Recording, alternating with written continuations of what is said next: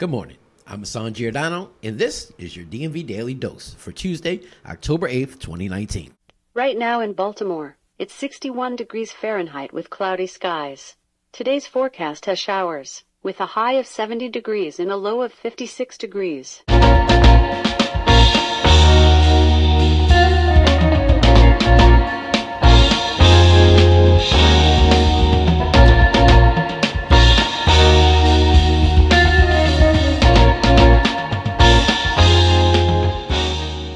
If you missed our weekend wrap-up, here's a quick dose of what you may have missed.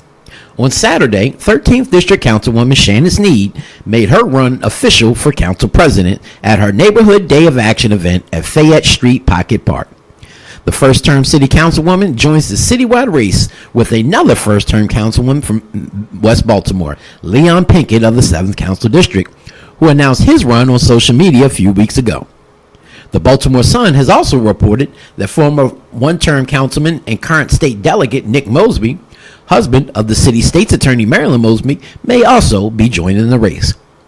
And on Sunday, our beloved Baltimore Ravens outlasted a scare by those hated rival Pittsburgh Steelers.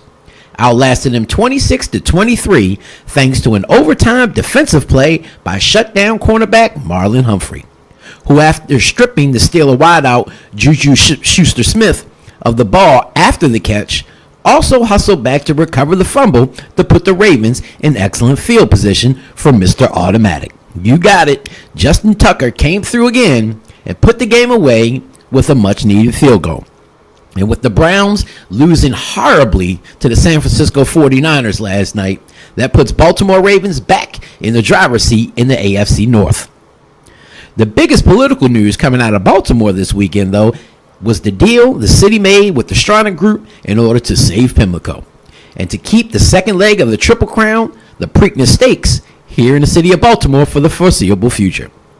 The Baltimore Sun is reporting that Mayor Jack Young and crew landed a historic deal that would help upgrade the dilapidated 149-year-old track while ensuring that the owners don't move the beloved horse race to another facility in the future. The deal, which came after months of negotiations following the lawsuit filed by the city against the track owners, proposes that Pimlico will receive $199.5 million as a part of the overhaul of the track. The Stronach Group would also receive another $173.4 million for improvements at its Laurel track in Anne Arundel County, while looking to get rid of its facilities in Bowie. Now, the Maryland General Assembly would still have to approve any such deal with legislation that would allow for much of this deal to move forward. They don't meet again until January of 2020. Speaking of legislative bodies, members of the Baltimore City Council amended a proposed ban on plastic bags last night so that it only applies to particularly thin bags, a move that pissed off environmentalists and even the bill's sponsor. The amendment allows for certain bags to be used, depending on their size, which I'm sure will be hard to determine by the naked eye or challenged in the courts if approved. However, the chairman of the committee, Councilman Eric Costello of the 11th District, allowed for the proposed amendment even after the vice chair, Councilwoman Mary Pat Clark, and Councilwoman Sneed asked for a delay to consider the amendment.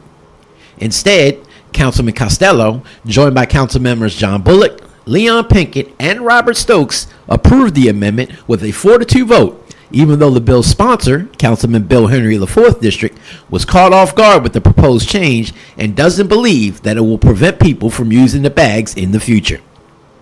Environmental advocates were upset as they weren't allowed to testify, though the chairman allowed for industry reps to come before the committee with testimony.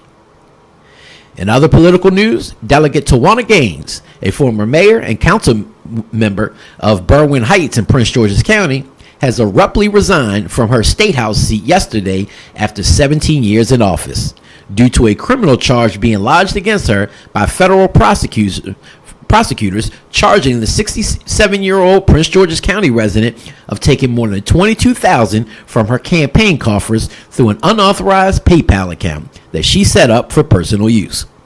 Her name has already been stripped from the Maryland General Assembly website, and now Central Committee members from gorgeous Prince George's will have to replace her with a qualified candidate in the 22nd District.